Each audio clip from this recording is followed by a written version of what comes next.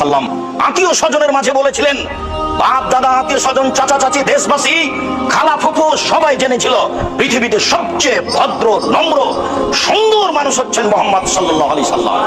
তার আত্মীয় স্বজন জানতো পৃথিবীর মাটিতে মুহাম্মদ সাল্লাল্লাহু আলাইহি সাল্লামের মতো ভদ্র মানুষ কেউ জন্ম নেয়নি। আনাস রাদিয়াল্লাহু তাআলা আনহু বলেন, আল্লাহর নবীর বাড়িতে আমি 10 বছর কাজের লোক হিসেবে ছিলাম। 10 বছরের মধ্যে তিনি বলেননি লেমা কুতা লেমা ফালতা, এটা করলে কেন, এটা বললে কেন। এত বড় ভদ্র মানুষ আমি জীবনে কোনোদিন দেখিনি।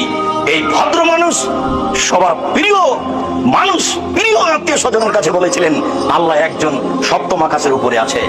জাতির জনগণের আত্মীয় স্বজনের আল্লাহ ছিল 360 জন। আল্লাহ যদি ছেড়ে দিতে বলেন তাহলে মানুষ মেনে নেয় কি করবে? তাই তো মানুষ বলেছিল এ কি যেমন তেমন আশ্চর্য, এ কি যেমন তেমন পথ, আল্লাহুস সামাদ। আরে অন্তত কেউ তো 3 জন মাবুদ মানে, এ বলছে 3 জনও নয়, মাত্র একজন সপ্তম আকাশের উপরে থাকে। কেমনে মারা যায়? একে হত্যা করতে হবে, নেহাত না হয় দেশ থেকে তাড়িয়ে দিতে হবে, নইলে জেলখানায় বন্দি করতে হবে, 3টের যে কোনো একটা করতে হবে, এটাই তাদের সিদ্ধান্ত। এত বড় ভদ্র নম্র মানুষের উপরে হক বলাও যেমন জটিল, হক মানাও তেমন কঠিন।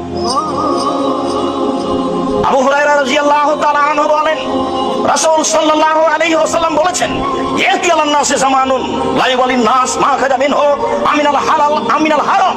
মানুষের উপরে অচিরে একটা সময় চলে আসছে যে সময়ে মানুষ পয়সা উপার্জন করবে কিন্তু বিবেচনা করতে পারবে না বা করবে না এটা বৈধ না অবৈধ।